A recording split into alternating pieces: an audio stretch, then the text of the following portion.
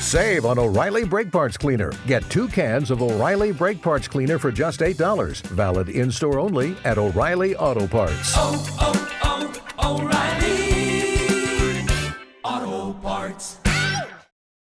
The 3 Down Greencast is brought to you by the Pile of Bones Brewing Company. Home delivery now available in Regina at saskbeerdelivery.ca. Welcome to the 3 Down Greencast. You are listening to the internet's only Support Your Local Brewers podcast. I am, of course, Joel Gasson with John Fraser, and usually we like to talk about something a little different off the top of this show. We do have some important topics to get into today. Specifically, we're going to talk about kind of, again, the financials of the league and sort of the ongoing conversation, the never-ending conversation that is going on right now when it comes to between the CFL and the XFL and what it may or may not mean. But I think more importantly, sort of in that window was the report from TSN's Dave Naylor, which we'll talk about a little bit too in some other context, about a proposal that has been put forward for the CFLPA to return to play this year, which is something we did not see last year at all. So that alone should be taken as a positive thing. But there's some caveats to that, so we'll have to see where that goes. And we're also going to talk a little bit about the Tim Peel firing in the NHL, not so much in a hockey context, but a little bit in a hockey context, but more so just officiating sports in general and, kind of the make-up call and just general sort of thoughts on how officiating should work in sports versus maybe in some cases how it ends up working rather than which should be the basic job, which is just following the rules and enforcing the rules as they are written. Right. And it's funny because much like when we do our annual curling episode, this is one of the times I actually get to speak from a position where I know what the hell I'm talking about. Yeah, absolutely. And I think a little bit about we're going to open the show a little bit first. We're just going to get right basically into the beer talk that we like to do on this podcast, because today, some guy, Greg, Charles, George, I don't know, whatever his name was, doesn't matter. Can I echo our friend Mark and just say some asshole? Can I go with that? Okay, I'm going to say some pretentious asshole on Twitter. Now go on, Joel. I will be the mean one here, even though I'm the one with the job with the social media policy. Whatever, Justin, if you're listening, don't tell our boss. I basically just didn't want to give this guy any kind of airtime in terms of credit for what his actual name is. That's really all I was getting at there. So we just call him the asshole. Yeah, or I'll just call him a different name every time. Perfect. I like it. Yeah, so he's not too happy that there's now a quasi lockdown, slowdown, shutdown, whatever you want to call it, going on in Regina now because variants of concern have exploded. We're not going to get into the merits of this and that whole thing. You can follow me on Twitter, and you're pretty sure you should know where I land at this point, so I don't need to waste any time on this podcast talking about it. Right. But regardless, we're generally wear a mask, listen, be well to each other. That's kind of where we are, and if you disagree with that, you're right to, but you're wrong. Yeah, and stay the blazes home. And anyway, so this guy, Paul, whatever his name is, I don't know, decided that because one Mark Heise of Rebellion Brewing disagreed with him in terms of public policy when it comes to keeping the people of Regina and ultimately the people of Saskatchewan safe, because this thing is not contained to Regina. It is going to spread somewhere, whether you like it or not. A man who has probably at some point in his life cried crocodile tears about cancel culture. More than likely, yes. More than likely. I don't really care to go through his feed to find out whether Ken has or not. And instead, this man decided to basically try to get his friends to go after Mark and Rebellion and say, if you drink this beer, it means you're in support of lockdowns and school closures and the whole thing. And in a roundabout way, I guess, okay, so if we support Mark, we support strong public health measures to keep people safe. Right on. And then, so what ended up happening was a bunch of people then rallied around Mark naturally, and Rebellion's kind of been the story of the evening here on Twitter on a Wednesday night, March 24th. And what he thought was going to be some great own the libs moment ended up probably being a nice little sales day for the next day or two for Rebellion. So, oh boy, yes. I'm getting all sorts of texts from people who don't normally drink craft beer that are like, okay, what would I find most palatable? I'm not a craft beer guy. What would I like the most? Because I'm going to go buy some of this ish. Yeah, so congratulations to... I'm running out of names. I don't know. Let's go with Roy. Roy. Good job, Roy. Way to go. You really own the libs with that one there, you Roy. own the libs by... You showed them. Own the libs by making Mark's sales go up. Yes, I get it. And the thing I loved when he's like, your restaurant shouldn't go ahead and have it. I don't... The first reply, maybe it's because I follow them. The first reply is from the Lancaster here in Regina, another great local restaurant establishment. They said, hey, we're a restaurant and we love Mark. Right? I mean, who doesn't?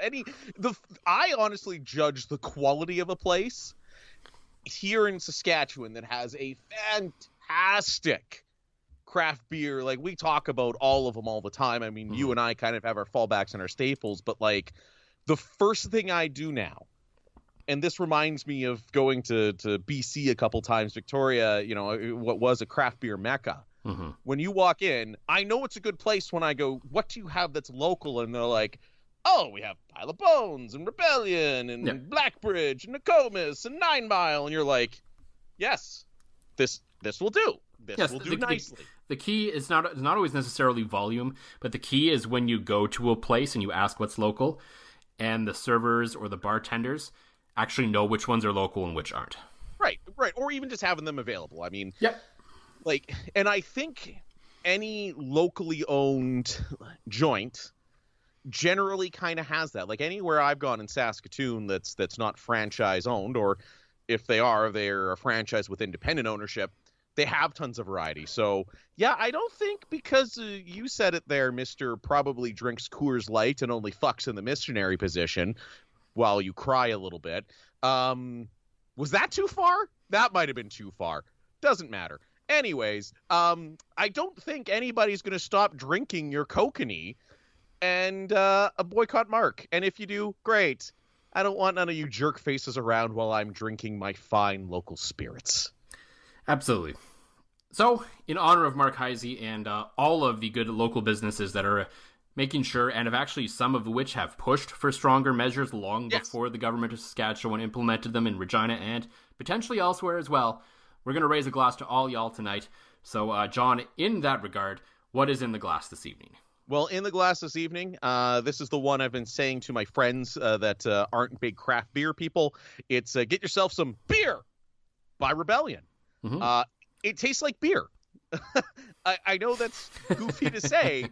It literally says that right on the can. So, I mean, what else can you say? It is beer that tastes like beer. A really nice German-style Kolsch. Light, easy to drink, good taste, not that artificially preservative-y taste, brewed locally. Even the set I have, the cans I have, I love that with Rebellion, just got the little white sticker. You can see these were canned no more than 2 weeks ago and up to me here in Saskatoon and now going into my face hole. So I wanted to give it a try. I saw it at sale at my local liquor, at my probably new favorite liquor store, because when I went to check out, normally you just get the, how's your day? I hope you're well, stay safe.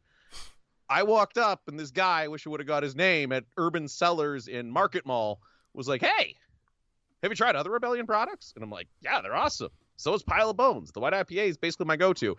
And if my dog wasn't sitting in my new car, I probably would have sat there and talked craft beer with him. So if you are not a craft beer person per se, and you want to support the cause, get behind local ingredients made by local people, all Saskatchewan, 100%, get yourself some beer.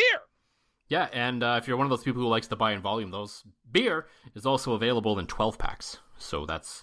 I did see that, yes, and I almost went for that, but I had to make sure... the stupid thing is, I should have just bought the 12-pack. Oh, you're going to drink like all 4 of those tonight, probably. I'm already starting number 2, yes. Yeah, that's what I thought I heard in the background, so that's why I said it. Exactly what you heard. And it's only 4.8%, so there we go. I won't be hungover for a second day in a row at work. For me, I am going on the opposite end of beer that does not taste like quote-unquote beer.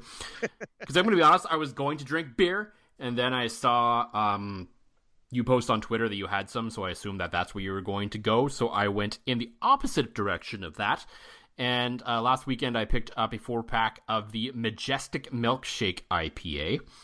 Ooh, yes. Yes, this is I believe a starting of a new series. Like they had the Solo Crush series for a while, and now, if I'm reading between the lines and some stuff Marcus said online, this is the start of a new series where it's going to be a series of milkshake IPAs with different sort of fruits in it. This one is passion fruit. It's very fruity, very delicious, and if you're not super into IPAs, this is a really good sort of entry level along like the white IPA for that, because it's not very hoppy at all. I know some people that do not like IPAs, most notably Riders Communications wizard Ariel Zur is noted disliker of IPAs, and I saw that she loved this beer, and so I was proud of her for finally liking an IPA number one. And so yeah, if IPAs aren't your jam, this might be the entryway for you, because it's got a little bit of lactose in it to calm it down a little bit. It's got some fruit, and the smell of it is just ridiculously good. I poured it out when I got into the office bedroom here, and it just like the smell just filled the room. Ooh. And for me, if I notice that, that's crazy, because I don't talk about smells of beers a whole lot, because quite frankly, my sense of smell sucks. So if I ever got COVID, I probably wouldn't notice much of a difference in that. It is one good thing about hanging out with you is you can just grease one with you in the room and you rarely notice. It's fantastic. No, I don't. I really don't notice all that often. Well, yeah, we've been together on some pretty hungover mornings, and I have let some pretty bad ones rip, and you're just like, hey, get me another beer. Okay. Yeah. So on that note, yeah, if you like the Majestic IPA, definitely another one to grab if you're someone who is a little more adventurous than drinking beer that tastes like beer. Right. So I've been meaning to ask you this over text, so I'll just do it now. What makes it a milkshake IPA? Is it just the lactose taking the edge of the hops off? Is that what it is? Yeah, so it's just there's a little bit of lactose in it. Yeah, so basically it makes it a little creamier than you would normally get from like a standard hazy IPA or a New England IPA. So it's like you basically take the base of a hazy or a New England and just add a little bit of lactose to it just to smooth it out a bit. Right. So you kind of get more of a, like you're drinking an amber or something kind of sensation. Yeah, maybe. Like anything else, like there's other beers that have lactose in it, like a milk stout or... Right. Different things like that may have some lactose in it. You kind of get a little bit of that in with this beer as well. So it just kind of rounds it out a little nicer, I guess you could say. And as somebody who has some issues with lactose intolerance, I should definitely only drink those while in a room with you. Yes, maybe. Like, I don't know how much is in it. I don't know. Like, I know Matt, their social media guy, is like really bad lactose intolerance, so he doesn't drink like any of their lactose beers. Right. But I mean, I guess it depends. Like, you've had some beer. Like, I'm pretty sure the cold brew Americano has some lactose in it, and I don't know how much of an effect that had on you. I was also shit-faced for 4 days, so I don't think I would have noticed. Yeah. Yeah, inventing broom losing speed. So, yeah, you know what? I'll give it a try, and I'll let you know how the tummy. Oh, speaking of that, maybe if you can find like a single can somewhere, maybe that'd be a good place for you to start, just to make sure. No, I'm a fly-by-night kind of guy. Like fair warning, I know normally you don't edit, and I don't like to make you edit, but Lacey got the boys ice cream tonight, and I had some. So if there's a sudden disappearance, it is not the Skype call dropping; it's me dropping. Okay, good to know. This is all true. So speaking of dropping, some news dropped recently in CFL circles that has everyone, including a lot of the players, talking recently. And that was a report from one TSN's Dave Naylor, who's been in the news a lot recently, discussing that there is a proposal in front of the CFLPA right now for a return to play policy for the CFL, which off the bat is instantly miles ahead of where we were last year and shows how completely unserious this league was about playing games last year. Right. Because such a thing never existed. No. Which should have been more obvious in retrospect, I guess. Right. But yeah, so now this is in front of them, and so that's good news on its own. Taken just as that's good news. Mm-hmm. But on the other side of it, they've decided to open, and some tweets from Dave Naylor today have me worried that I don't know how much is open for negotiation here with the league, but you would hope there is some, because basically if they open the season with no fans, which I think there's a lot of questions about whether the league is willing to open with no fans or not. Right. But I guess if they're willing to float this out to the players, if you take a 20% pay cut, we will play with no fans. That I guess there's a possibility that could happen. We'll have to wait and see. And we'll have to wait and see whether they even have to open the season with no fans at all. It all depends kind of on how things go for the next little bit, and we can't really predict how that's going to go one way or the other, as we know, based on what's happened here in Regina the last 3 weeks. It can change in a day and a week, never mind, months down the road. Exactly. So anything can and could still happen. But yeah, so my first thought when that broke, when that news sort of came out, was, really? We're going after the players again? Because... And I'm not saying that there maybe shouldn't be some kind of like escrow system or something set up. I have some kind of weird pie in the sky idea that I think might be of some interest to everyone involved if they want to do this. But ultimately, I'm like, okay, and this is where I'm at with this, where we're talking about asking the players to take a 20% pay cut. Now, hopefully that number is negotiable, and it can come down. And if it comes down to a reasonable amount, okay. But the fact remains that a large percentage of players, I don't know exactly how many, and maybe you change the writing on this to include only players that were that didn't have their contracts renegotiated or signed new deals for less. I don't know, maybe. But a large chunk of this league already either renegotiated contracts to receive less money than they did last time they played in 2019, or they signed as free agents for less money than they made in 2019, or were expected to make in 2020. Right. And now here we are just a few weeks later again, with the league saying, hey, if you want to play, you're going to have to take another 20% off that, after we had already basically decided every team's going to spend roughly to the salary cap floor to begin with. Rather than, colluding altogether, right. Yeah, except for maybe the Argos, and apparently the Edmonton football team maybe in some cap trouble as well, according to people around the league. Right. And so my first thought was like, come on. We've all seen the numbers. We know TSN pays a good chunk of the salary cap every year, and I understand there are other expenses around the league. And I will get into that in a moment. I've done math this week, Joel. I understand you have. But, and I understand that maybe these are conversations that have to be had, but maybe don't come right after the players right away. Maybe make a big show, and if stuff has been done behind the scenes to, reel in costs elsewhere, maybe make that publicly known before coming after the players for more money. Because as far as I'm concerned, the players have already done their part for the last number of weeks, making sure that there is more money available to make sure that this league gets on the field. Instead, it's, no, you need to take another 20% off if we're going to play. Right. You're absolutely correct with that, Joel. And I think the players are the ones wearing it a bit. Now, I don't remember where I read this. I should have wrote this down because I do actually have notes for this episode. I have done some research on numbers and stuff. Me being a numbers nerd and so on and so forth. I do believe I read someplace that said that the 20% pay cut came with an asterisk. Okay. Basically saying that when we don't have fans in the stands, your game day checks will be 20% less if you agree to this.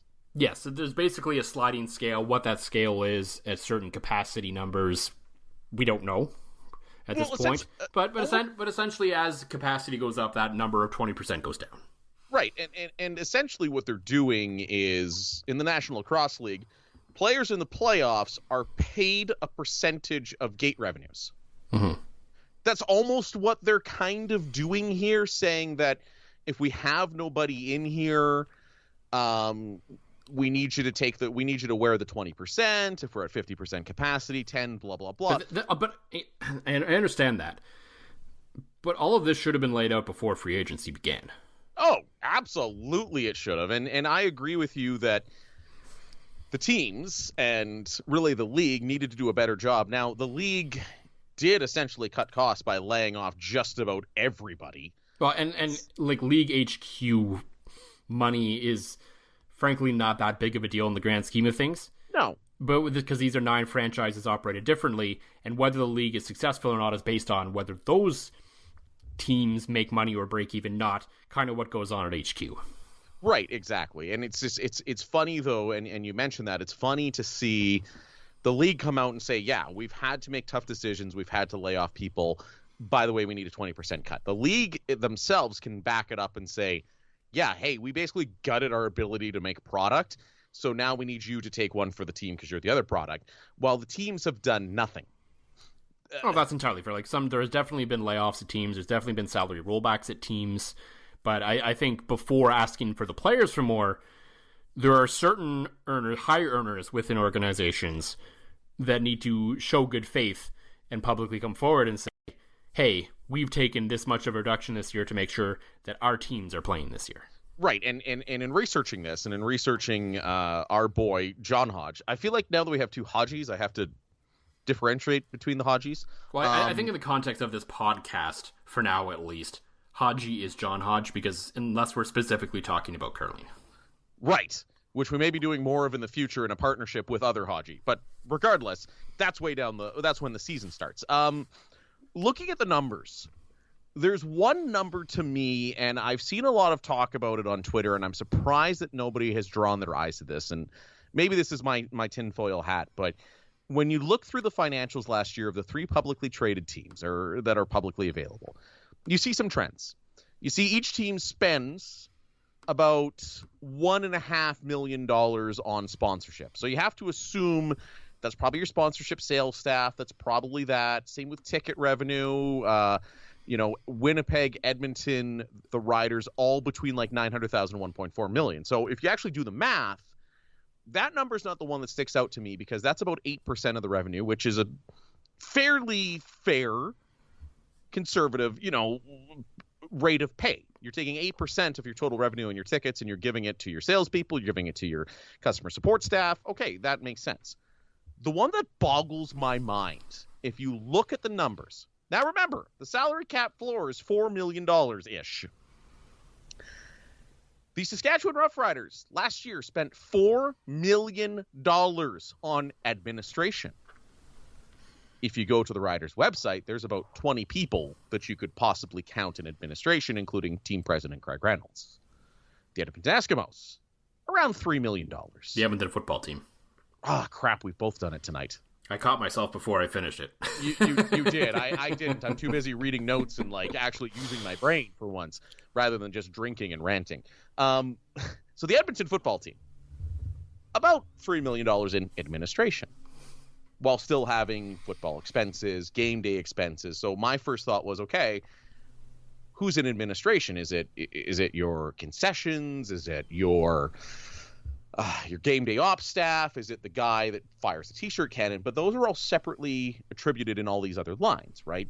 Marketing's a big cost, but you and I think anybody will agree, you need to spend the money on marketing, especially in your busy markets. Now, yes, Winnipeg ties all this number together into sponsorship, which is about an 8% commission rate, marketing, which is between $2 and $3 million per team, and administration. So let's roughly say that's between $2 and $3 million.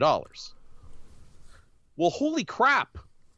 You're either you and I are in the wrong business, and we need to get an administration job with a football team. I mean, I think we can all agree we're probably all in the wrong business, regardless, but go on. I got it pretty good now. I'm okay with, being a sleazy finance manager that's not actually sleazy. Come see me at Ends Toyota. The thing that blows me away, these have small administration staffs. The numbers there just don't make sense. How on earth can you pay 20 people $4 million? Now I have a secret for you, Joel. This is a secret I have alluded to in the past, but tonight, the secret names come out. Let me take a drink. That's good beer. Okay. What I think is happening, and I know this for fact, there are several CFL player contracts with kickbacks, with wink, nudges in there.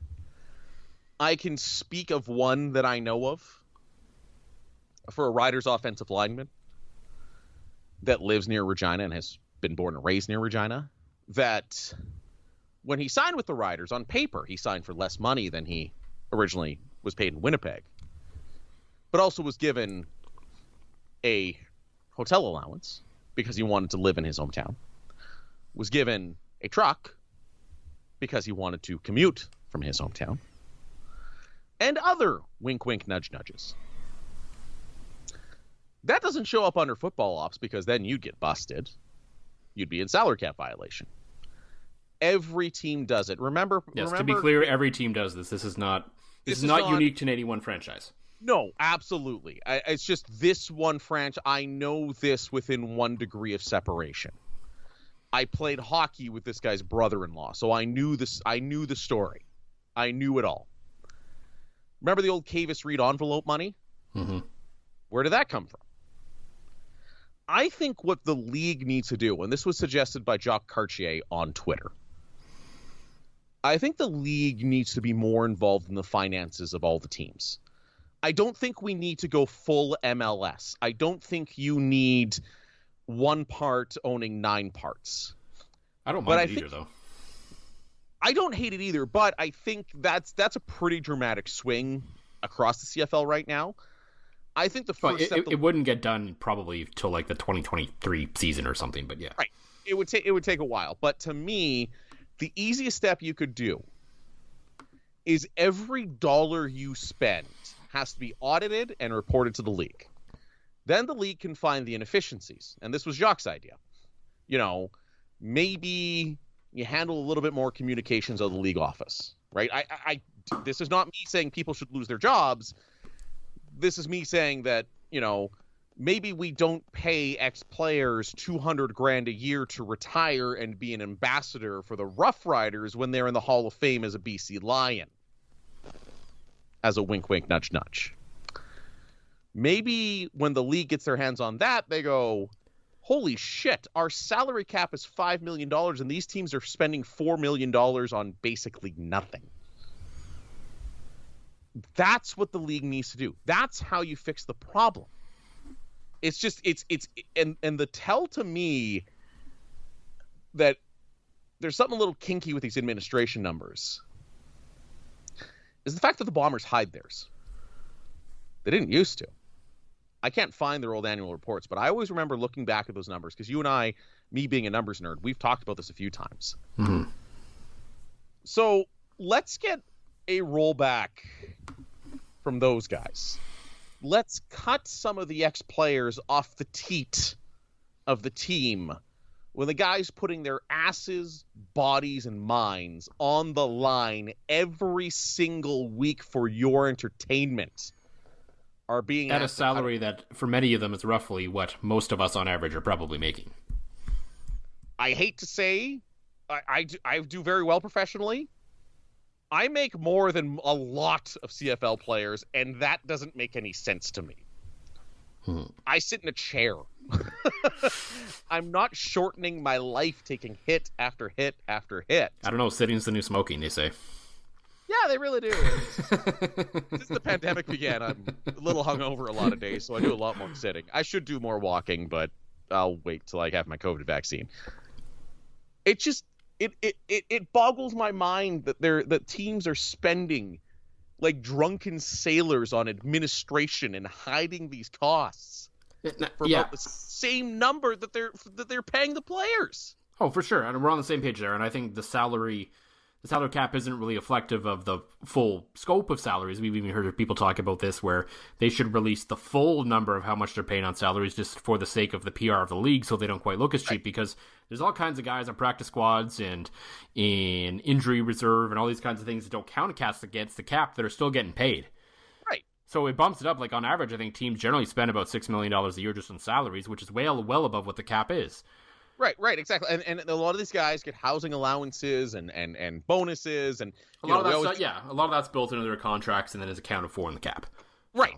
Which is why when you see the dunk bomb or the Hodge hammer.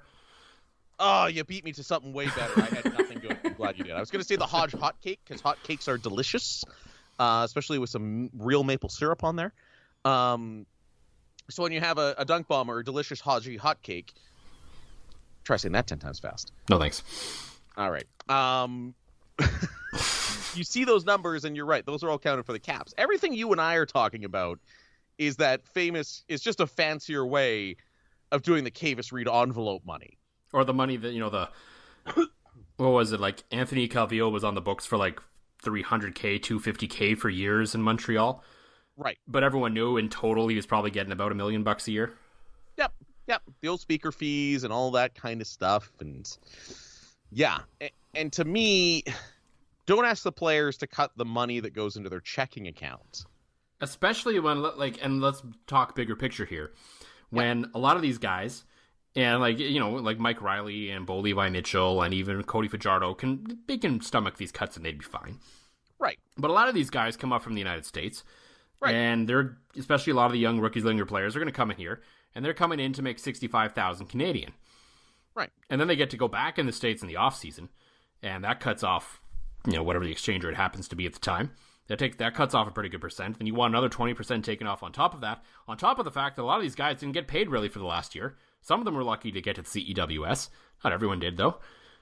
And so now, and I understand that, they'll always find someone else to play, or if you really want to play, you'll do it. And maybe a lot of guys will want to do it just because they want to play and they want the film and they want to get back to the NFL. That's fine. More power to them. There's a lot of guys who probably, though, really want to need the money. And to ask them to put their bodies on the line and potentially, their career on the line for, I don't want to do the math here right now, taking 20% plus the exchange rate probably brings you down into like the 40K range. Yeah, I think I was buying some stonks today, and my stonk exchange rate to the US dollars was 27%. Yeah. So already you're losing, oh God, you're right. You're closer to 30%. You're almost losing half your salary by the time it's the cut, followed by the exchange rate. Plus taxes. So really, you're going home with almost essentially nothing for 6 months' work, where your body may or may not be destroyed at the end of it. Right. And so and you may find guys be willing to do that, but are you going to find the right guys willing to do that to make the product entertaining? At a certain point, and this goes back to a great podcast that was released on 3 Down Nation earlier this week. Great debate between Dave Naylor and, of course, John Hodge. Well-respected debate, really fun to listen to. Just two guys who actually really respect each other clearly. Was talking on different sides of the line about this, basically.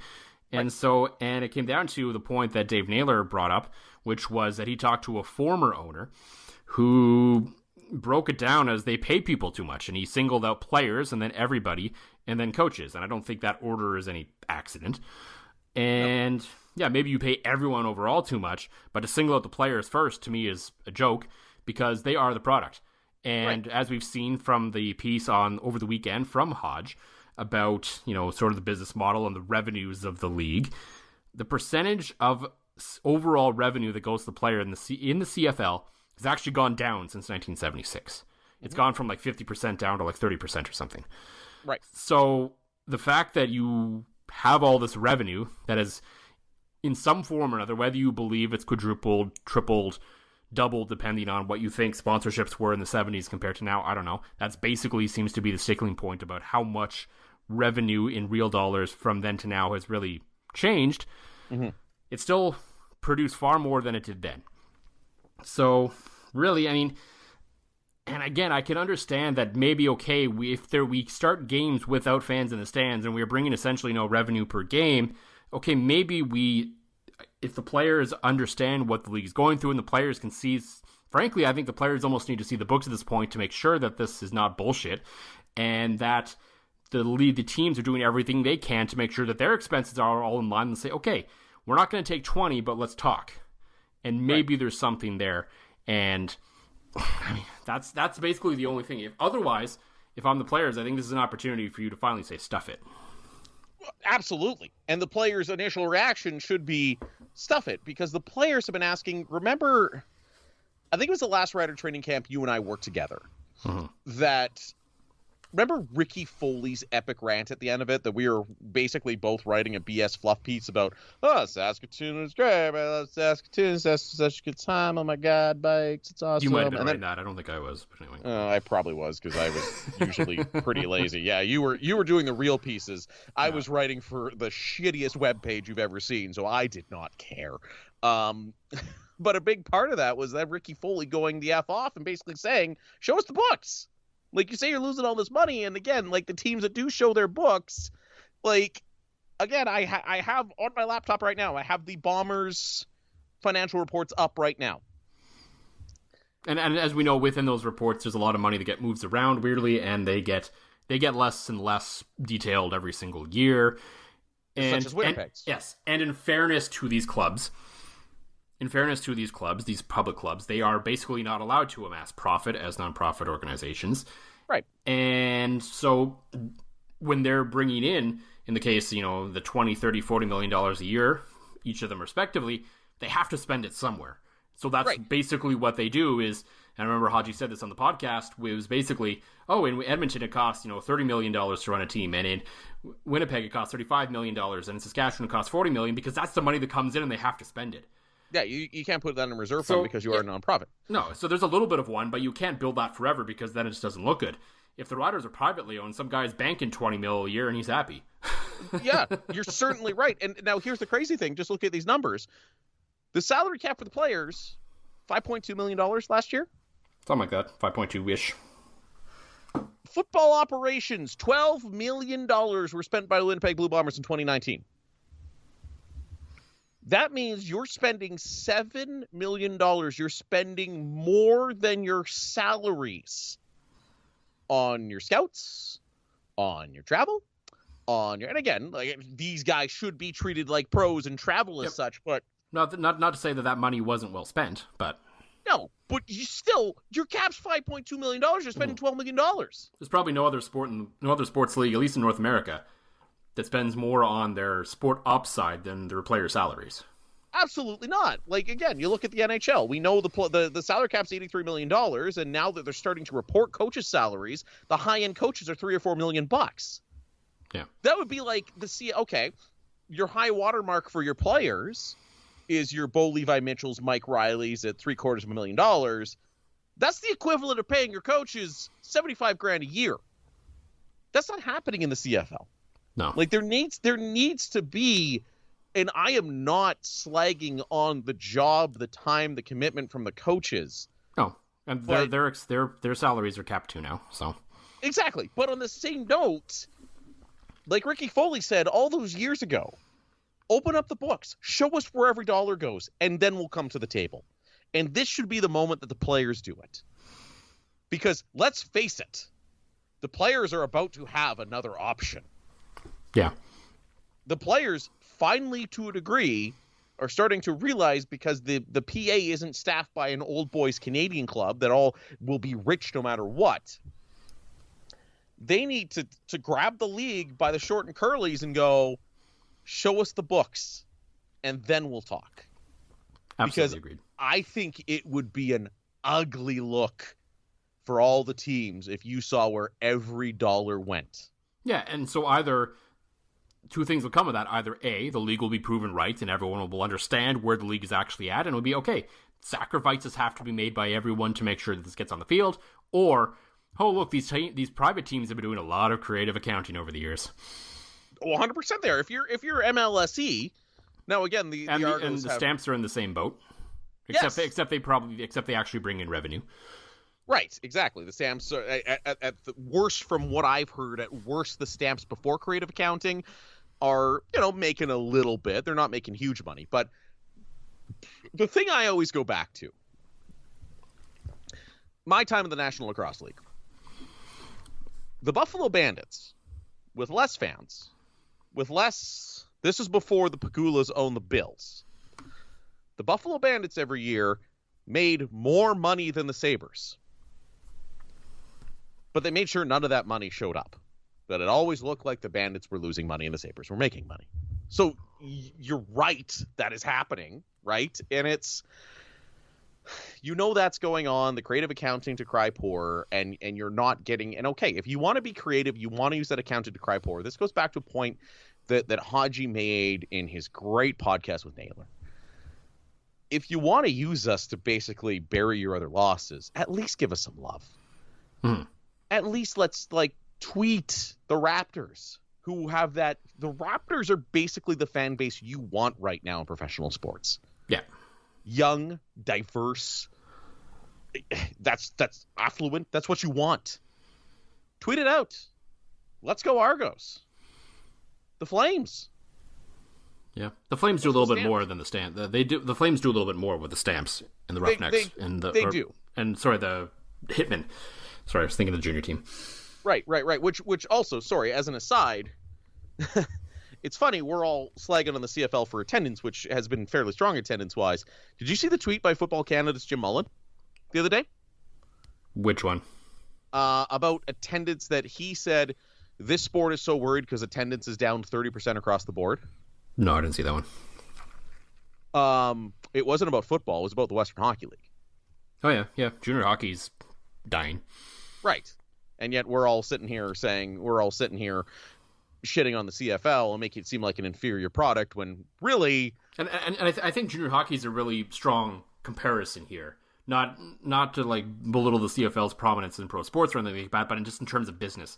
Because I think for a number of years now, junior hockey's kind of suffered a little bit like the CFL has, where people are only interested in the top product, in the flashiest product, in sort of the big league product, quote unquote.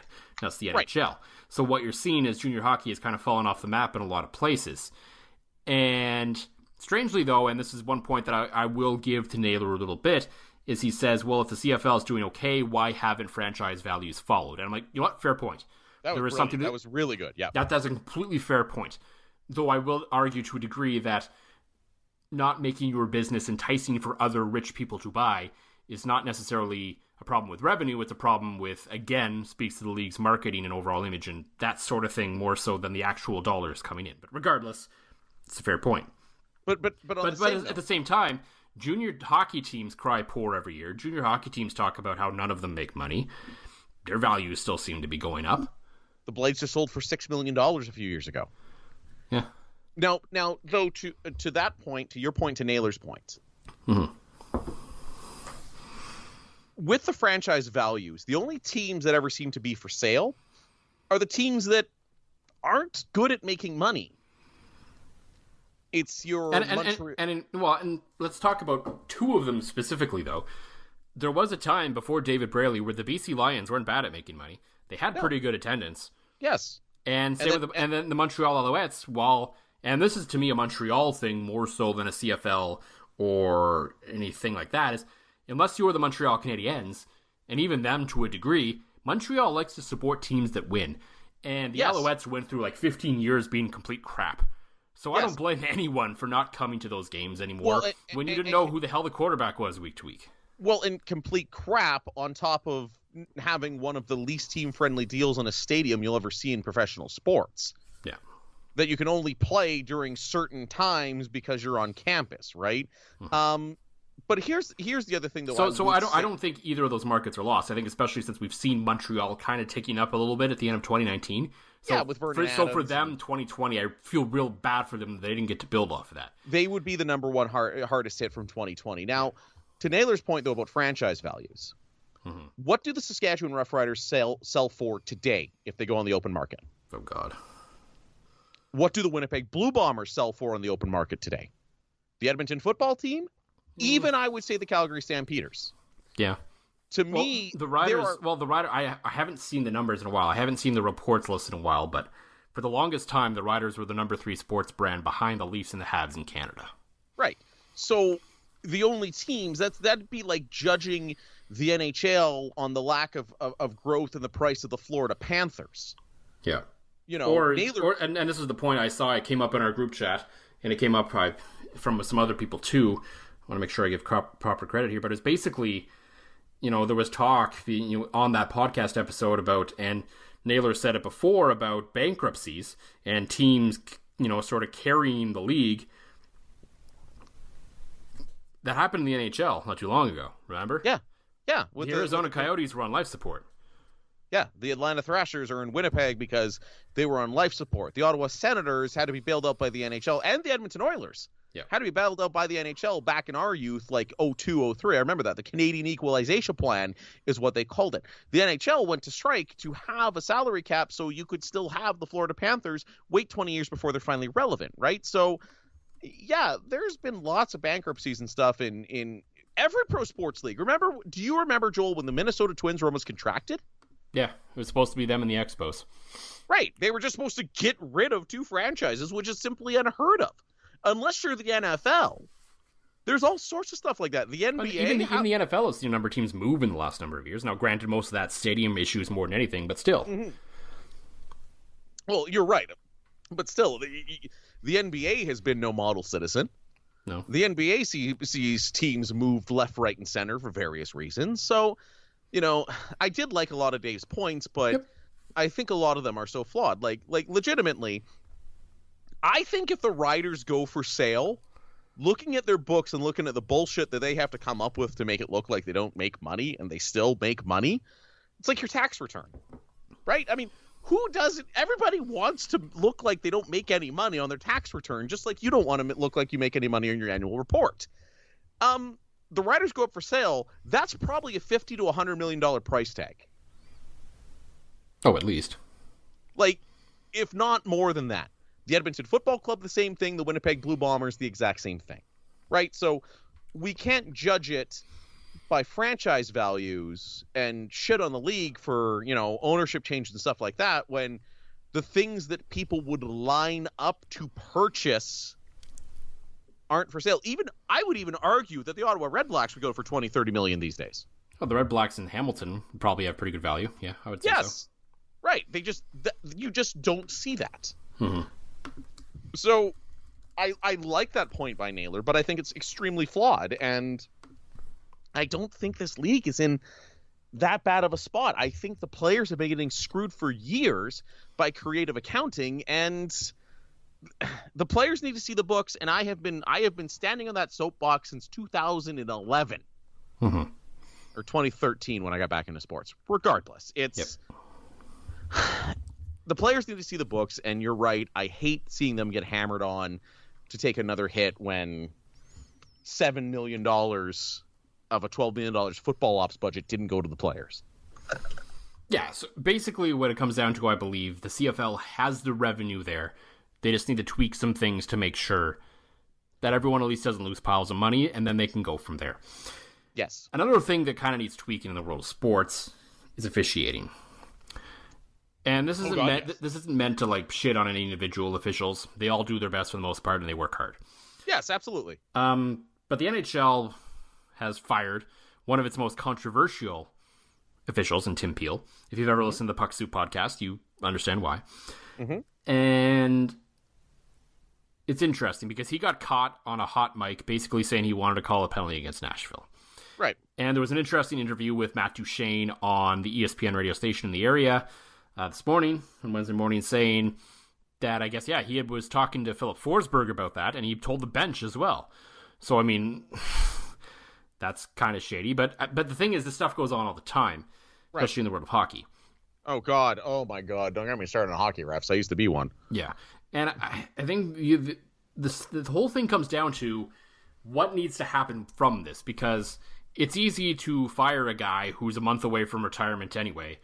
Right. For getting caught with a hot mic in a spot. But is this actually going to produce change? Is really what, and I think, and I give a lot of hockey fans a lot of credit, despite their dislike of Tim Peel, they've all come out pretty much from, basically in consensus I've seen, okay, but where are you going with this? And that's what everyone really wants to know. And there's a lot of debates on both sides of this. Some people are saying it's always been like this and so it's how it's going to be. A lot of people saying, well, why does it always have to be this way? Why do referees have to quote-unquote manage the game and do certain things like that at that professional level rather than just calling the rule book as it's intended to be called? Right. Now, and a bit of my background for first time, long times. I've refereed AAA midget hockey. I had my level 4 out of so when I was refereeing, level 6 is like international. You're getting ready to go to the NHL, WHL, stuff like that. I was a level 4 is where I peaked out at, right? So I do have some experience, at some fairly high levels of hockey officiating. As an aside, hockey officials are an entirely different breed, but and that speaks to touch on it quickly. I think that speaks to the culture of hockey. I don't think that Tim Peel was looking for a makeup call. I think somebody pissed Tim Peel off and he wanted to bury somebody. Because let's face it, out of all the sports, hockey officials probably take the most BS from coaches and players out of any of the major sports.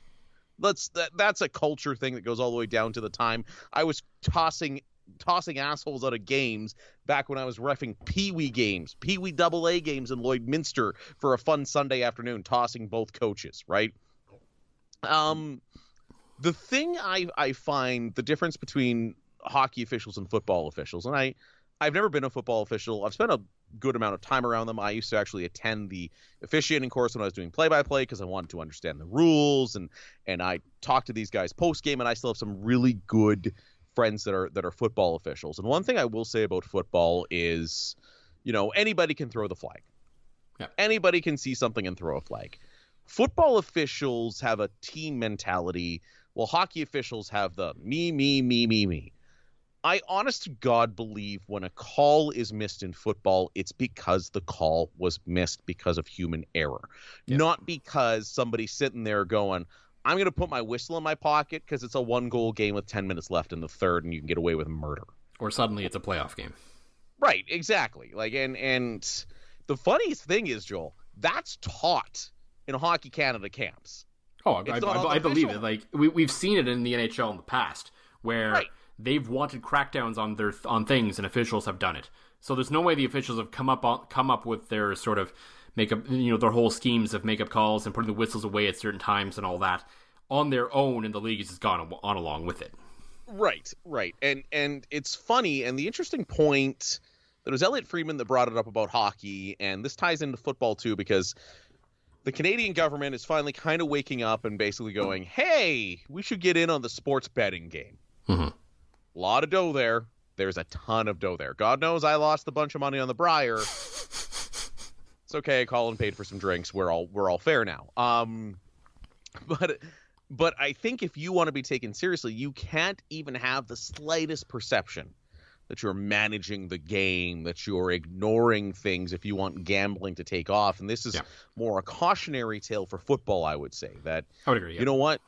Let's just keep doing what we're doing. Let's get better at what we're doing. I think the mistakes that CFL officials make are more related to the fact that they have to have a full-time job. The CFL does not pay enough. And, let's take some of that $4 million bullshit money and let's maybe pay these guys a decent to good living to be full-time football officials.